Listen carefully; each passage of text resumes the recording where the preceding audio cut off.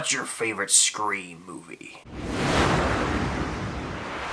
What's going on, guys? I'm Chris and welcome back to another video. So today I'm ranking all 6 of the Scream movies from my least favorite to my favorite as Scream 6 just hit theaters. But before I get into this thing, be sure to hit that like button, comment down below your ranking of all 6 Scream movies. Where does Scream 6 land? Let me know that. And of course, subscribe and hit that notification bell as I'm trying to hit my goal of 72,000 subscribers here on the channel. It would mean the world. Without further ado, let's talk Scream. And by the way, there will probably be spoilers for all of these movies except for Scream 6. So coming in 6th place for me, dead last, and really no surprise, is Scream 3. This is by far the worst in the entire franchise, and it's the clear outlier when I went through my franchise rewatch this past week. This movie is fairly dreadful to sit through at times, which is not what I want when I go to a slasher horror movie like a Scream film. Scream 3 opens on a strong note. You've got the whole cotton scene and the voice changer is introduced, which is a little bit gimmicky, I'll be honest. It's kind of convenient, if you will. But I'm not a fan of how they kill Cotton. I wish this character had a more prominent role in the franchise because I love Liev Schreiber as an actor. The real issue with this movie is that Sidney Prescott is barely even in it for the first hour when she, at this time at least, was the main character of the franchise, and it gets a little eccentric at times. For example, there are moments where Sidney just is hallucinating thinking she's seeing her mother, and we get these drawn out long scenes that don't really add any value to the movie. The core group is separated. I mean, you've got Dewey and Gale fighting and sort of at odds through most of this movie. Sidney, again, takes a back seat in her own franchise, and the result is a bunch of meandering sequences that really don't go anywhere. I mean, sure, there's some kills, but I would argue they're the least memorable in this entire franchise. And the final Ghostface reveal is easily the weakest. It's so bizarre that they went the route of Sidney having this long-lost brother. It just never worked for me. It felt the most outlandish, and Scream 3 is easily the most forgettable, boring, and worst of the Scream franchise, in my opinion. Now, I want to make it clear that from here on out, every movie is a 3.5.5 out of 5 or higher for me on Letterboxd, and I enjoy them all thoroughly to love them. There have been some switcheroos on my list since the last time I ranked these movies, by the way. So coming in at number 5 for me is Scream 4. Now listen, I enjoy Scream 4. I think it's a very good movie. In fact, it has one of the best Ghostface reveals in the entire franchise, and it has some of the more brutal kills in the franchise. This came out in 2011, which was 11 years after Scream 3, so in many ways it marks the new era of Scream movies.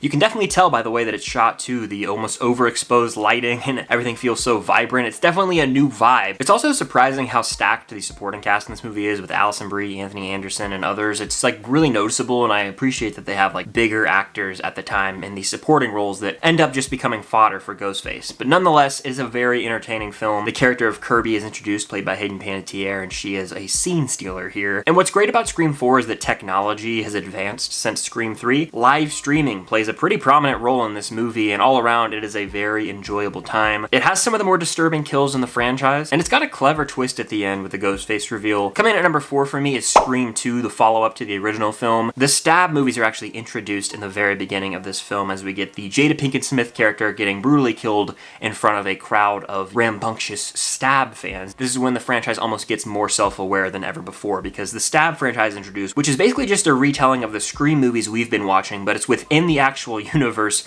because Gale Weathers wrote this book about the murders in Woodsboro in the first Scream film, and that was a source material for a franchise of films that is now being produced and put out into theaters in the actual Scream movies, and it becomes very self-aware, and it's fun to kind of see how the Stab franchise develops within the Scream franchise itself. Topic for another time, but I would love to see some Stab movies one day. Anyway, Scream 2 is solid. It's a great follow-up. You've got Sidney moving on to college. She's a little more alert. There's a new love interest played by Jerry O'Connell wonderfully. I love the character Derek. But then you've got Randy playing a much bigger role here. He's one of my favorite characters in this entire franchise, and he's in a film class, and the scene where they're talking about sequels, one of the best scenes in the whole franchise to me. By definition alone, they're inferior films. Cotton Weary also plays a bigger role here, and Liev Schreiber just is so great in this role. He has this presence where you're like, wait, is he a villain? Is he a hero? What is going on here? As an audience member, you're constantly questioning where his allegiance lies. Is he Ghostface, actually? Constant questioning, which makes for a great character. And then by the end of the movie, he ends up having his time to shine as he helps out Sidney when the Ghostface killers are revealed. This movie flies by. It's got some great kills just like in the first film. Out of the whole franchise, I think Gale and Dewey might have the best chemistry in this movie. This is kind of when their romance really blossoms. And just like in the first Scream, there were 2 Ghostface killers in this as well. Mickey, played by Timothy Olyphant, and then Debbie Salt, who is actually Billy Loomis's mother. She's like this news reporter, and she's right in front of our eyes the whole time as the audience, and then it's revealed that she she is like this mastermind behind all of these killings. It's funny how they took that Friday the 13th route with the mother of Billy being the killer here. Scream 2 is just a really fun time. Getting into my top 3, at number 3, we've got Scream, aka Scream 5. I still don't know why they didn't call it that, and it irks me to this very day. I'm also just gonna call it Scream 5 for the rest of the video. So when I first saw this movie in theaters in 2022, I was a little underwhelmed by it, but then I rewatched it this past week in preparation for Scream 6, and I really had just a whole new appreciation for this movie. It introduces some really great new characters in Sam and Tara, but also the presence of the legacy characters is not at all disrespected. You've got Dewey, Gale, and Sydney all having a prominent role in this movie, but it wasn't all about the legacy characters. It felt like a new story within this entire Scream universe where the legacy characters were there and they had, you know, a significant role, but still, it was all about Sam and Tara, their sisterhood relationship here, learning the truth about Sam and the fact that she is actually Billy Loomis's daughter. And then, of course, Ghostface is back yet again in Woodsboro, and in this new iteration of Scream, there are some brutal kills, notably the character Wes, who's played by Dylan Minnette. When he gets stabbed through the side of the neck,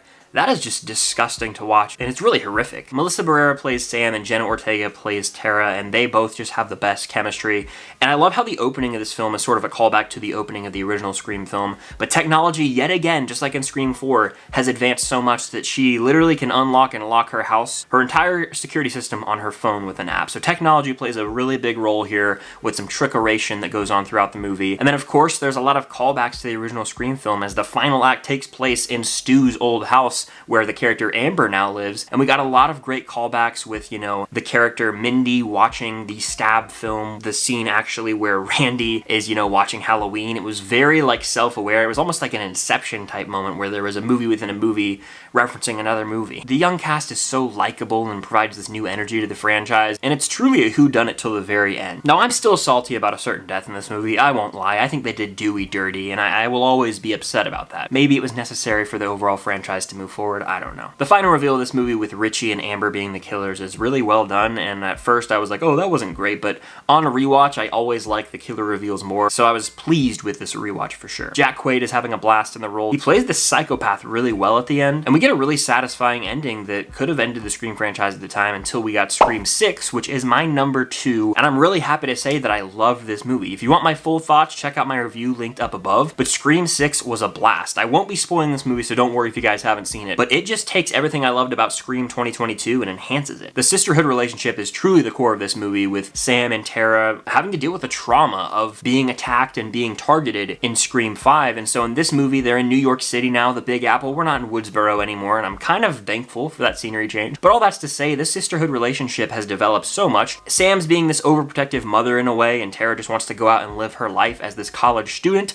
but then of course Ghostface comes right into the picture and screws everything up for everybody. My expectations were subverted from the start with this movie, as the opening just flipped everything I thought I knew about the formula of a Scream movie on its head, which is great because then I was just like, what the hell is about to happen in this movie? I was constantly second guessing myself and trying to figure out who the killer was, so it kept me on my toes till the very end, which is what I want in a movie like this, and that probably played into the fact that this movie flew by. It was 2 hours and 3 minutes and it didn't feel like that at all. There was like 30 minutes left when I checked my phone and I was like, damn, this movie is flying by. So it's very well paced. You've got some lovable new characters. In fact, I would argue that the characters in this movie, the core 4, are almost on the same level as like the OG characters from the first Scream film at this point. And on top of all this, Scream 6 without question carries the most brutal, gory, and gruesome kills in the entire franchise. My audience was audibly gasping. There were moments where I was wincing and covering my eyes, and one kill in particular played into a great fear of mine that I won't reveal, but my palms were sweating, that's all I will say, in the theaters. Ghostface is not messing around in this movie, as you guys will see, and if you've seen the movie, you know exactly what I'm talking about. It's bloody as hell, and it does not stray away from those gory kills, and I love the way the third act of this movie plays out. Scream 6 was a blast. I hope we get a Scream 7, and I think this movie will be a huge hit at the box office. But you already knew before you clicked on this video that my number 1 was going to be Scream. It's arguably my favorite horror movie of all time, alongside a few others that I adore, but Scream is such a clever premise. It introduced this concept of being self-aware in a horror franchise and poking fun at all the common tropes that we've seen, while still being a really compelling murder mystery in a way, where you're trying to figure out who the hell Ghostface is. It's a mystery from beginning to end. You've got these teens getting picked off one by one. It culminates with this house party at Stu's house. It all makes for an iconic as hell horror movie that is infinitely rewatchable. Billy and Stu will always be the best killers in this franchise, and Matthew Lillard is able to just go crazy in the final reveal scene of this movie. He owns the role, but so does Skeet Ulrich, who plays Billy. We all go a little mad sometimes. That line still gives me chills. I love how it's a direct callback to Psycho, but also Billy Loomis's name itself is a callback to Psycho, and then a callback to Halloween. It pays homage to previous horror films that are staples of the genre, while still creating its own new, fresh feel. It doesn't stray away from the bloody kills, but there's humorous elements, certain romantic storylines. It's like this big blender of genres, with horror being the all-encompassing one. It created this entire franchise that's now 6 movies deep, and it's a horror movie that I love to watch every October, and of course I just rewatched it to prepare for this ranking video. But Scream is an all-time great horror movie. It's on my Mount Rushmore of horror films, and I will never get tired of watching this movie. But that's just my personal ranking of all 6 Scream films, including Scream 6. Let me know yours in the comments down below, and of course be sure to hit that like button,